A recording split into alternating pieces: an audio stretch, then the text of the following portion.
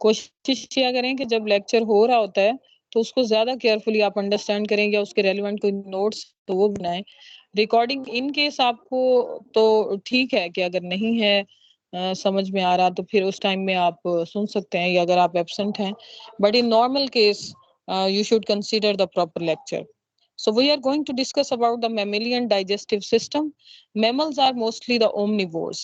ठीक है, अब ओमनीवोर्स हैं तो डेफिनेटली इनमें डिफरेंट टाइप ऑफ फूड है जिसको ये ईट करते हैं, तो उसके रेफरेंस से there must be different steps which will be involve in the digestive system, और वो इनको हेल्प करेंगे कि डाइजेशन के प्रोसेस को कैसे सक्सेसफुल करना है।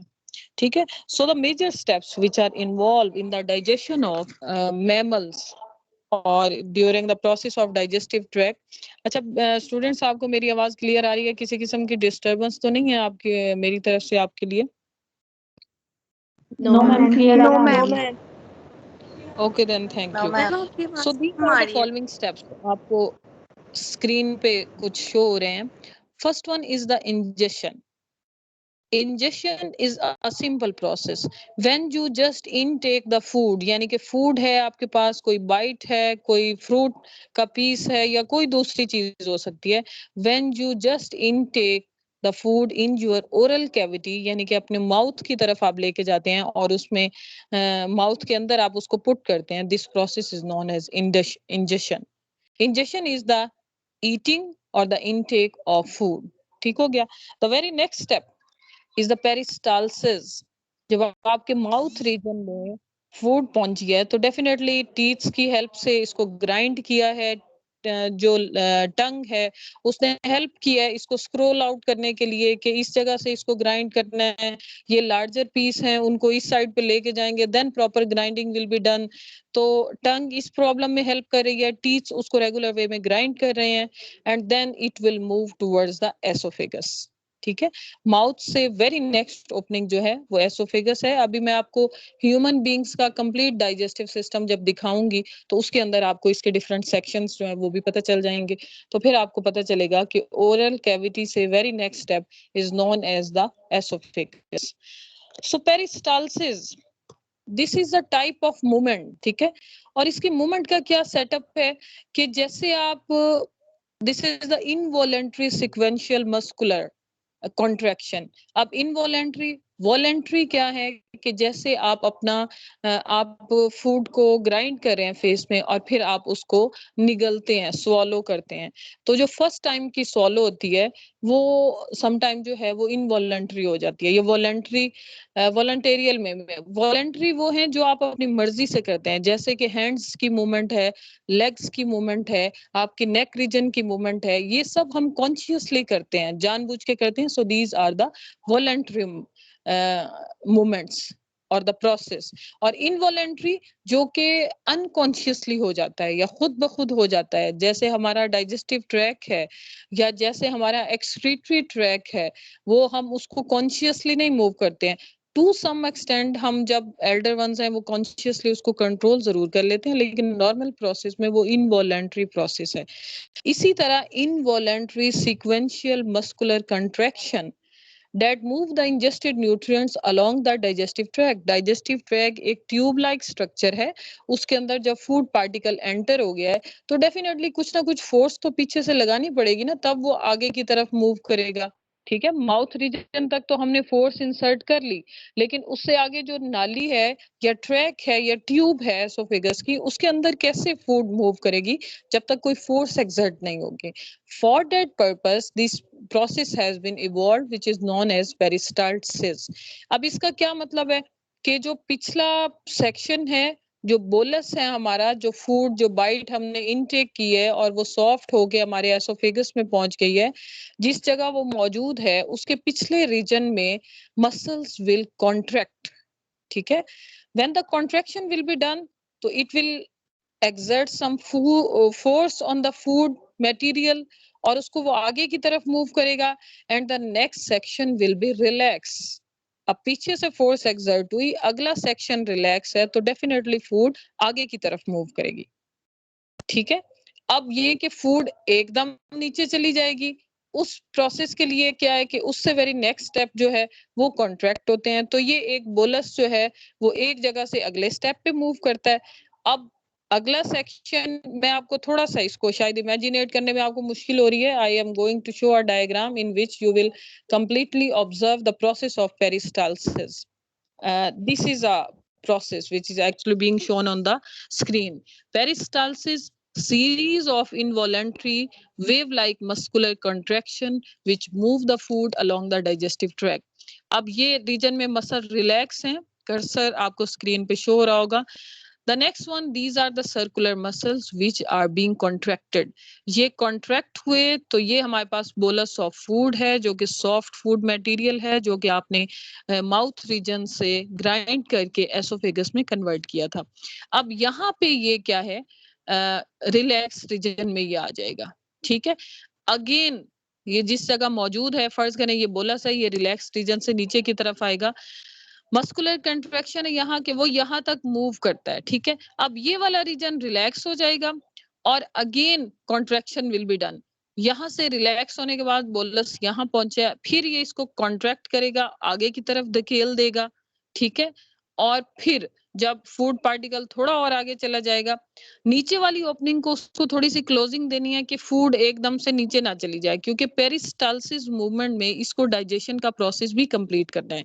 When slowly it will move, तो जो एसोफेगस है उस रीजन में अगर कोई स्क्रीशंस हैं या कुछ उसमें एटलीस्ट ग्राइंडिंग में या मस्कुलर कंट्रैक्शन में फूड जो है it will further move towards the process of digestion कि स्टेप वाइज मसल्स कॉन्ट्रैक्ट कर रहे हैं, फिर रिलैक्स कर रहे हैं, फिर कॉन्ट्रैक्ट कर रहे हैं, फिर रिलैक्स कर रहे हैं।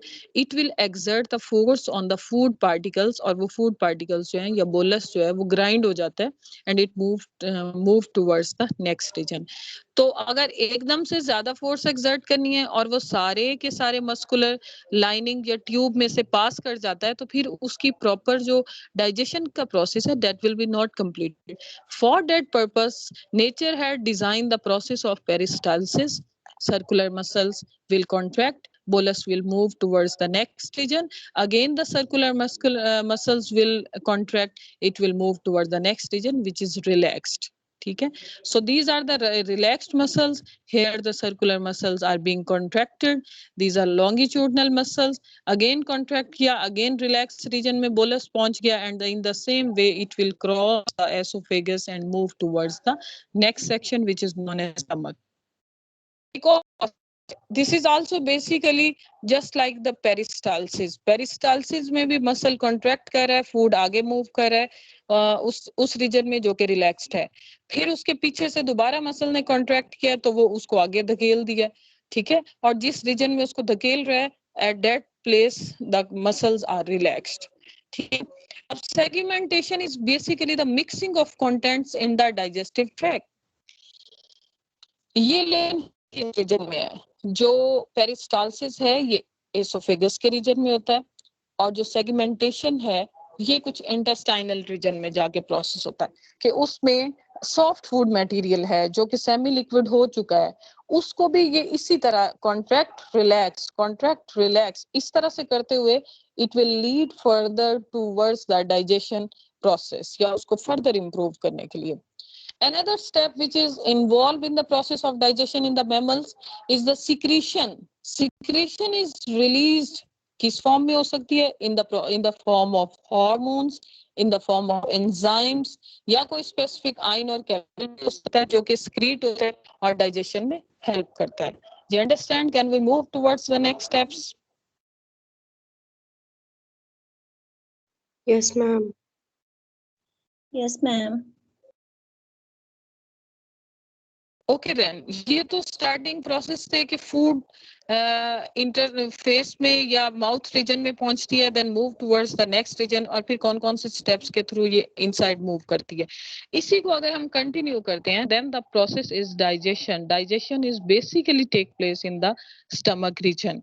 सो digestion is conversion of large nutrient particle, जो कि मैंने आपको शुरू में भी इसकी डेफिनेशन बताई थी कि कन्वर्ट करना लार्ज पार्टिकल्स को, फूड पार्टिकल्स को, into smaller one that should be diffusible, जो कि डिफ्यूजेबल हो, diffusible which can absorb in the lining of digestive tract.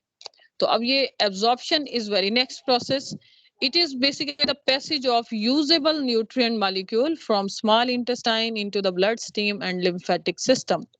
So digestion का process जो है वो mostly complete होता है stomach region में. Then food will pass towards the small intestine, और small intestine में maximum absorption का process take place होता है. और absorption क्या होती है कि जो small intestine के अंदर food particle हैं जो कि completely digest हो चुके हैं, उनके अंदर से न्यूट्रिएंट्स उनकी लाइनिंग को क्रॉस करते हुए ब्लड स्ट्रीम के अंदर या लिम्फेटिक सिस्टम के अंदर इन्वॉल्व हो जाते हैं, and then furtherly it will be used for the further process. The next step which is involved and which is the last step, this is the defecation. This is the basically elimination of undigested food and unabsorbed material. There may be some slide contains the spelling mistake because normally this material has been typed. तो उस case में कोई हो सकता है जैसे ये undigested food and mostly the unabsorbed food material waste excreted from the body. Okay then, ये अब स्टेप्स आपको बेसिकली पता चल गया कि सबसे पहले इंजेक्शन है which includes the intake of the food, फिर पेरिस्टालसिस है जिसका मतलब है कि ये स्टेप वाइज नेक्स्ट मूव करेगी, जिसमें जो muscular contraction and relaxation will help them for the movement in the digestive track. और फिर सेगमेंटेशन है, ये भी स्मॉल इंटेस्टाइन के अंदर जो सेमी फ्लूइड मटेरियल है that will move step wise in the next step. और फिर सिक्रीशंस हैं जो कि थ्रू आउट द ट्रैक कहीं पे भी हो सकती हैं, secretion of different hormones, enzymes, specific ions and chemicals. और फिर उसके साथ हमारे पास digestion है. This is the basic process of conversion of larger food particles into smaller one food particles. Then absorption, nutrients जो diffusible हो चुके हैं that can be used for the further process, तो उनको यूज किया जाता है या वो स्मॉल इंटेस्टाइन से डिफ्यूज होने के बाद ब्लड स्ट्रीम या लिम्फेटिक सिस्टम के अंदर आ जाते हैं. Defecation is basically the process in which the undigested food and the waste material will release through the body. So next slide contains basically the digestive system of humans. थोड़ा सा मैं इसको enlarge करने लगी हूँ ताकि आपको proper इसका section show हो सके.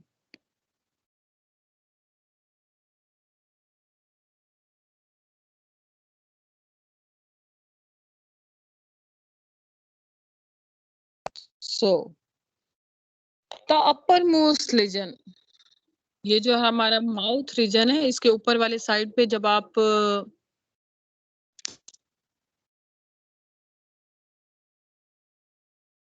This is basically the soft palette. ये जो हमारी ओरल कैविटी है, इसके जो ऊपर वाला रीजन है उसके अंदर this is known as the soft palate. और फिर जो ये स्टार्टिंग पोर्शन है जो कि हार्ड है, जो बिल्कुल ऊपर वाले नेक रीजन के करीब है, that is the soft palate. और ये जो बिल्कुल स्टार्ट में टीथ के साथ वाला रीजन है, this is the hard palate. Next is the oral cavity. जो माउथ रीजन है और जो टोटल होल है, this is known as oral cavity. ये जो बेसिक ओपनिंग है माउथ रीजन की, this is the basic opening, या इसको हम माउथ कहते हैं. लेकिन जो अंदर वाला हॉलो रीजन है जिसके अंदर फूड इनटेक होने के बाद उस पे कोई प्रोसेस स्टार्ट हो जाता है, this is known as the oral cavity. The next, tongue is present inside the mouth. आपको बेसिकली पता है कि ये अच्छा जी, नेजल रीजन और कैविटी, फेरेंजियल रीजन, जहां दोनों आपस में ज्वाइन कर रहे हैं, इसको कहते हैं nasopharynx. The nasal region as well as the pharyngeal region will combine at some place. It is known as the nasopharynx. Tongues are present. Sublingual glands right after the tongue or downward towards the tongue इस reason में present है. Submandibular, ये जो हमारे teeths हैं या जिनको mandibles हम बोलते हैं इंसेक्ट्स में या आर्थ्रोपोड्स में मोस्टली। सो जो टीथ्स हैं उनके साथ कुछ ग्लैंड्स प्रेजेंट हैं for the process of secretion. These are known as submandibular glands. और दूसरी तरफ हमारे पास ये सबल्यूंगुलर ग्लैंड्स हैं। These are right after the tongue और ये भी सिक्रीशन प्रोड्यूस करते हैं। The upper one region which is present on the back side of the oral cavity is known as parotid gland. ये भी secretion में help करते हैं। अब जहां lungs और pharynx, आपको पता है कि epiglottis present होता है। Epiglottis is basically a lid-like structure जहां पे हमारी pharyngeal system और जो हमारा एसोफेगस रीजन है दोनों आपस में ज्वाइन कर रहे होते हैं।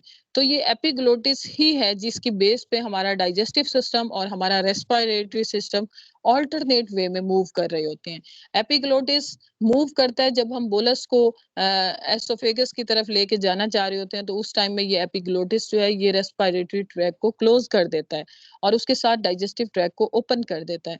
लेकिन जब हम सांस लेते हैं, ब्रीद इन टेक करते हैं, तो उस केस में ये एपिग्लोटिस हमारे जो डाइजेस्टिव ट्रैक है उसको क्लोज कर देता है और रेस्पिरेटरी ट्रैक को ओपन कर देता है।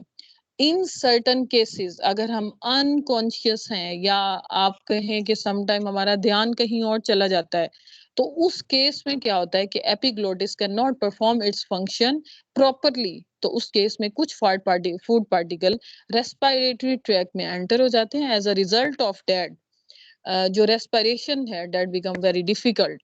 ठीक है, तो फिर उस केस में वहां पे अगर आपने कोई स्पाइसी चीज ली है तो वो आपके रेस्पिरेटरी ट्रैक में, जिसके रिजल्ट में आपको ठीक ठाक हिलना जुलना पड़ता है और आप फिर खांसी करके या जिस तरह प्रेशर उस पे एक्सर्ट करके तो उसको बाहर की तरफ निकालते हैं। Many of you must have such kind of experience. Any feedback from one or two students? Yes ma'am. So what do you think कि इसकी क्या रीजन हो सकती है? आपका unconscious behaviour or something else?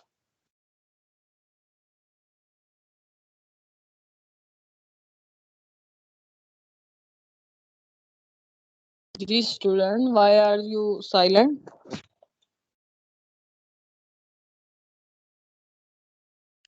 Ma'am unconscious behaviour के जब हम खाना खाते वक्त बातें करने लग जाते हैं बीच में और हमारा ध्यान किसी और तरफ हो जाता है तो फिर ज्यादा मतलब खांसी होने के चांसेस होते हैं खाना खाने के दौरान।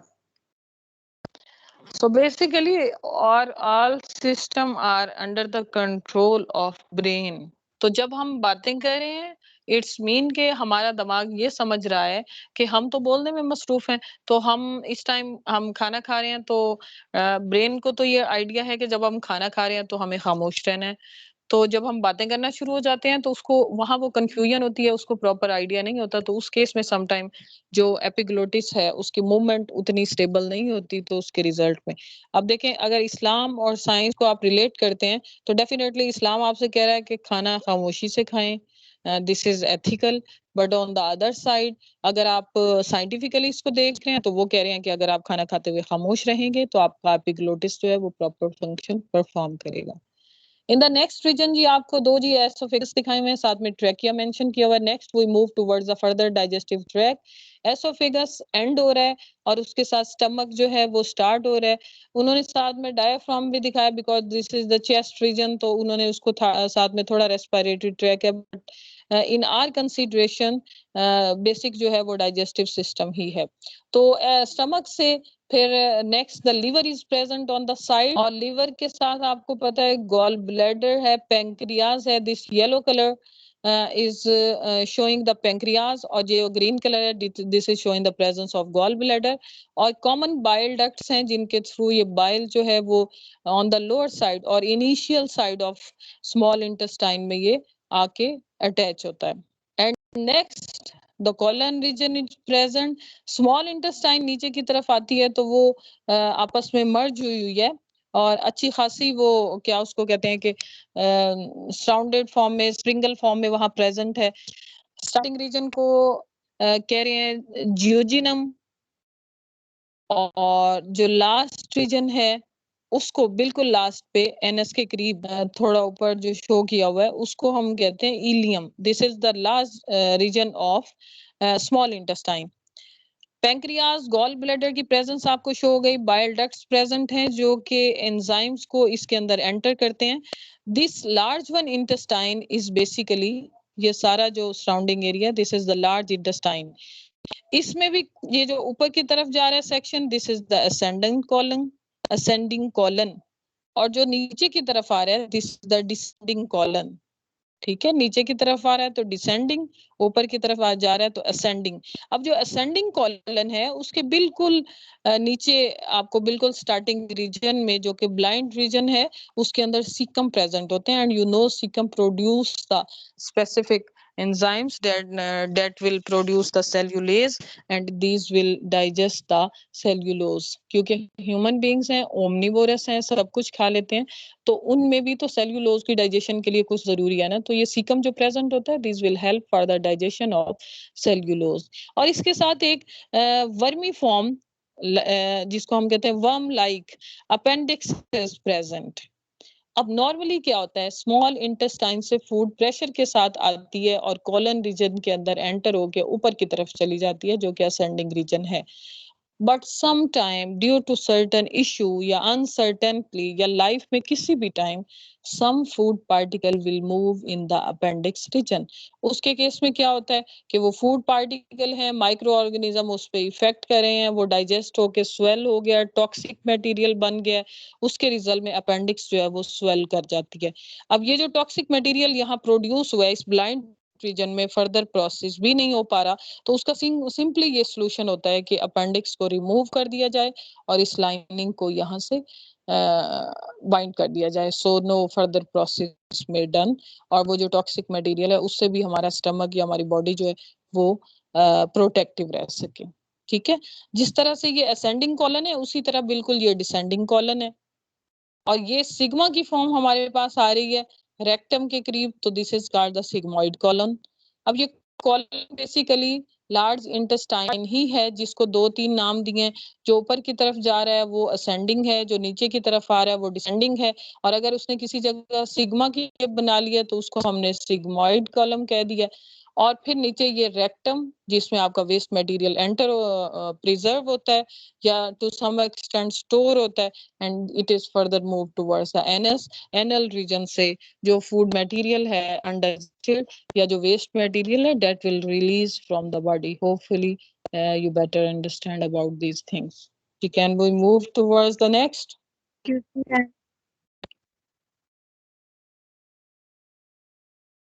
मैम अपेंडिक्स जो है उसका कोई फंक्शन नहीं है हमारी बॉडी में? नॉर्मली इसका कोई फंक्शन नहीं है, अगर देखा जाए बेसिकली तो इसका कोई फंक्शन नहीं है, सिर्फ ये एक अटैचमेंट है इसके साथ। और बहुत से फॉरेन कंट्रीज में तो ये जब बेबी की बर्थ होती है तो वो सिंपली एक कट लगा के तो इसको पहले ही रिमूव कर देते हैं, लेकिन ये सीकम के साथ मौजूद है तो डेफिनेटली इसके अंदर कोई माइक्रो ऑर्गेनिजम्स वगैरह प्रेजेंट हो सकते हैं, लेकिन उन माइक्रो ऑर्गेनिज्म का भी फिर नेगेटिव फंक्शन होता है कि जब वो वहां से फूड पार्टिकल उसमें चला जाता है तो वो उसको डाइजेस्ट करते हैं, वो टॉक्सिक में कन्वर्ट हो जाता है और फिर उसके वहां से वापस निकलने का कोई चांस भी नहीं है, because this is the blind region, तो फिर इसको रिमूव ही करना होता है। एक्सक्यूज मी मैम, मैम अक्सर ये कहते हैं कि जब आप खाना खाते हो तो खाना खाने के फौरन बाद जो है ना एक्सरसाइज नहीं किया करें, अपेंडिक्स का प्रॉब्लम होता है, तो ये इस वजह से है। एक्सरसाइज मीन यही है कि अगर आप उसको वॉलेंट्री आप अपनी बॉडी को कुछ अनसर्टेन पोजीशंस में लेके जाओगे तो तब चांसेस इंक्रीज हो सकते हैं उस ट्यूब के अंदर कोई फूड पार्टिकल जाने के।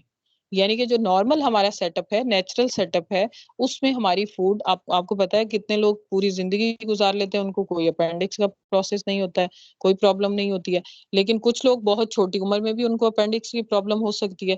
तो इसी की रीजन, उसकी एक रीजन उन्होंने ये बताई हुई है कि इन केस अगर आप खाना खा लेते हैं तो फिर ये आप एक्सरसाइजेस वगैरह की तरफ फौरी तौर पे ना जाएं, क्योंकि उससे फिर चांस होता है कि हमने कोई ऐसा पोस्चर लिया कि जिससे हमारे कॉलन रीजन में जो फूड थी वो थोड़ा सा प्रेशर होने की वजह से वो उस डक्ट के अंदर चली गई।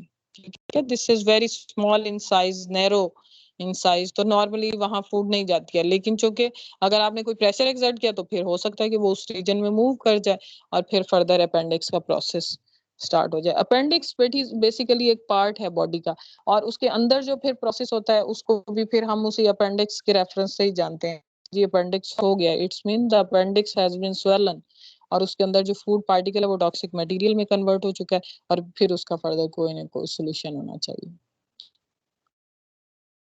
ओके जी, जो गैस्ट्रो इंटेस्टाइनल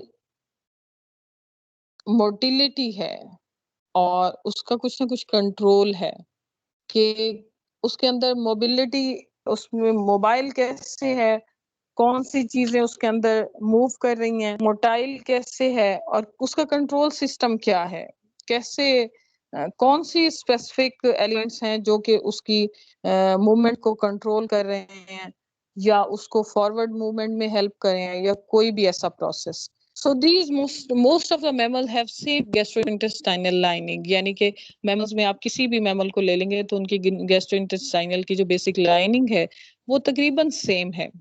और इसके बेसिकली अगर हम देखें, there are the 3 parts. The first one is known as serosa. या आप थोड़ी सी यहाँ से अंडरस्टैंडिंग लेंगे इस स्लाइड से, then we will move towards the diagram, जिसके अंदर ये सारे पार्ट्स जो हैं वो हमें शो किए जाएंगे। And definitely if we will be aware with the function तो हमें आसानी हो जाएगी कि हम किस तरह से उनको फर्दर लेके चलते हैं। So serosa is the outermost layer of connective tissue, यानी कि जो इसकी फॉर्मेशन है वो कनेक्टिव टिश्यू से है, and it is formed from the moist epithelium sheet called the peritoneum. Moist epithelium sheet इसके अंदर मौजूद होती है, तो उसको पेरिटोनियम कहते हैं। और ये जितने भी इंटरनल ऑर्गन्स हैं उनको ये सीरोजा कवर करता है। अंदर जितनी भी सेक्शनिंग है, लाइनिंग है, उसको ये सीरोजा कवर करता है। The next one section is the muscular layer. अब सिरोजा को आप समझ लें कि बाहर वाला एक रिंग है, उसके अंदर एक रिंग है, जैसे एक बड़े रिंग के अंदर छोटा रिंग है, छोटे से और छोटा रिंग है। तो जो बाहर आउटर मोस्ट है this is known as serosa. फिर उसके अंदर वाला जो रिंग है this include basically the muscular layers. उसमें लॉन्गिट्यूडनल मसल्स भी हैं और उसमें सर्कुलर मसल्स भी हैं। लॉन्गिट्यूडनल की क्या शेप हो सकती है, सर्कुलर की क्या शेप हो सकती है, ये मैं आपको डायग्राम में दिखाती हूँ। एक और section this is known as the submucosa. It is present under the muscular layer, यानी कि सबसे बाहर वाली जो रिंग है वो सिरोजा, जो उसके अंदर वाली रिंग है वो मस्कुलर लेयर, और जो उससे भी अंदर वाली लेयर है this is known as the submucosa. So it is present under the muscular layer, it contain the connective tissue और blood as well as the lymph vessels. ये सब चीजें सब म्यूकोजा में प्रेजेंट होती हैं। और फाइनली जो सेंट्रल ओपनिंग इसके नीचे से जनरेट हो रही है this is known as the lumen. ठीक है, ये सेंट्रल ओपनिंग है। अब ये जो सिरोजा है या मस्कुलर लेयर्स है या सब म्यूकोजा है, ये सब प्रेशर एक्सर्ट करके फूड को और ज्यादा डाइजेस्ट करेंगे, और ज्यादा डाइजेस्ट करेंगे। And the lumen is the opening और the section from where the digestive food will move towards the next body surface या जो भी बॉडी ऑर्गन्स है। So this is the mammalian gastrointestinal tract. इसमें आप सबसे बाहर की तरफ देखेंगे ये वाला region this is the mucosa serosa. ये नॉर्मली ये जिधर मैं कर्सर घुमा रही हूँ ये सिरोजा है, लेकिन उसी को उन्होंने थोड़ा सा नीचे की तरफ करके फिर लेबल किया कि दिस इज द सिरोजा। ठीक है, this is the outer most covering. इसमें एपिथेलियल भी है, कनेक्टिव टिश्यूज भी हैं। And the next one is the this one is the sub mucosa. This is the sub mucosal plucks.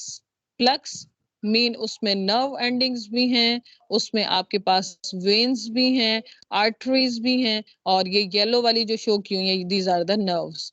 So all these blendings are present in the submucosa. It's mean के यहाँ maximum digestive system का जो maximum impact है brain का वो इस reason में function करता है, और उसके रिजल्ट में फूड जो है वो पूरे प्रेशर के साथ डाइजेस्ट होती है। और उसके साथ हमारे पास these are the longitudinal muscles as well as, और ये जो थोड़े से सराउंडिंग शेप में है these are the circular muscles। अब ये यहाँ पे हमारे पास डक्ट्स हैं, लिम्फेटिक टिश्यूज हैं। This is the mucosal region, mucosa, जिसकी हमने कहा था कि टर्मिनेशन जो है वो ल्यूमेन पे होती है। ये जो व्हाइटिश मटेरियल है, इसको जिस तरह से उन्होंने इसमें से एक्सटेंड किया हुआ है, सिरोजा में से उन्होंने सब म्यूकोजा को बाहर की तरफ खींचा हुआ है। इसी तरह अगर हम यहाँ से म्यूकोजा को बाहर खींचें तो ये रेड लाइनिंग के अंदर हमारे पास ये व्हाइटिश सा ऐसे पाइप जो है वो बाहर की तरफ निकलेगा, and the final opening is known as lumen. ठीक है, इस रीजन में अब ये पिछले सारे रीजन में प्रेशर एक्सर्ट हुआ, कोई डाइजेस्टेड फूड है, ये न्यूट्रिएंट्स और ये नर्व सेल्स प्रेजेंट हैं जो कि नर्व एक्शन इस पे एक्सर्ट करते हैं और फूड की प्रॉपर डाइजेशन में हेल्प करते हैं।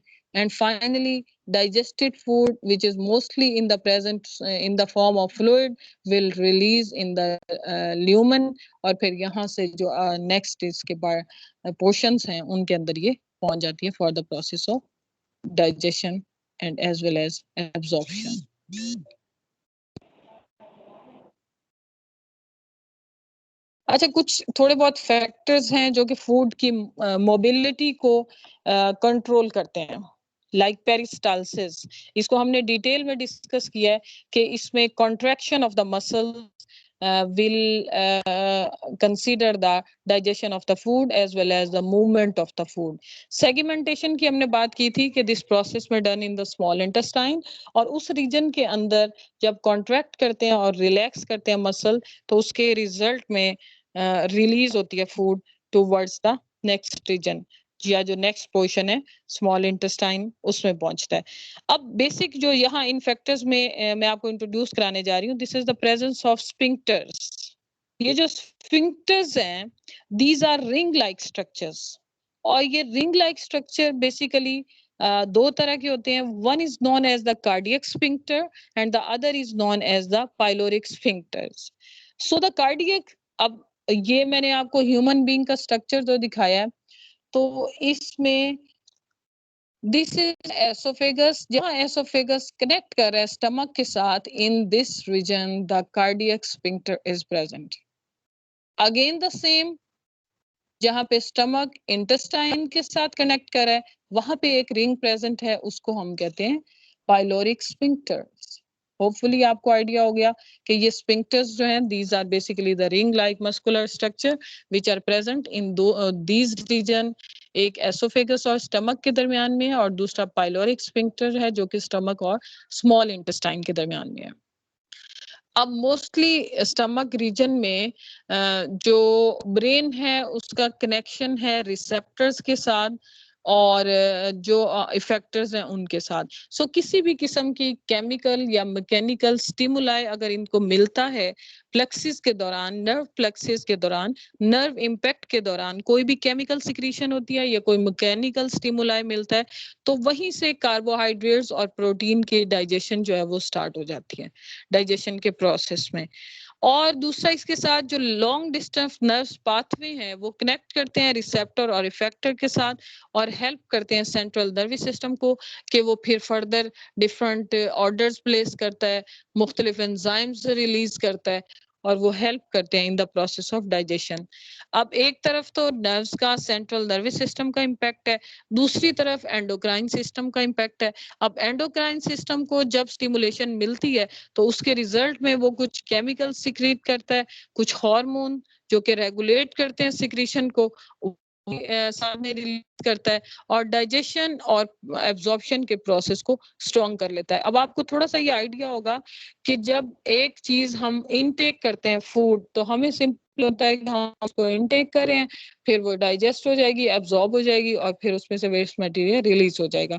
लेकिन अगर आप उसको नॉर्मल वे में देखें तो नेचर का ये कितना सॉलिड सिस्टम है कि उसको हर एक स्टेप से जब मूव करना है तो हर एक स्टेप पे उसको नया एडिशन उसमें होगा, सिक्रीशंस होंगी, कुछ उसके अंदर केमिकल मिक्सिंग होगी, कुछ उसके अंदर मैकेनिकल स्टिमुलेशन होगी और फिर वो आहिस्ता आहिस्ता डाइजेस्ट हो जाएगा। उनमें से कोई भी सिस्टम या कोई भी रिलीज या सिक्रीशन अगर डिक्रीज या इंक्रीज कर जाती है तो दोनों के रिजल्ट में हमें नेगेटिव इम्पैक्ट्स जो हैं उनको फेस करना पड़ सकता है। आपकी क्लास का टाइम तकरीबन एंड हो चुका है, तो इसको हम यही वाइंड अप करते हैं।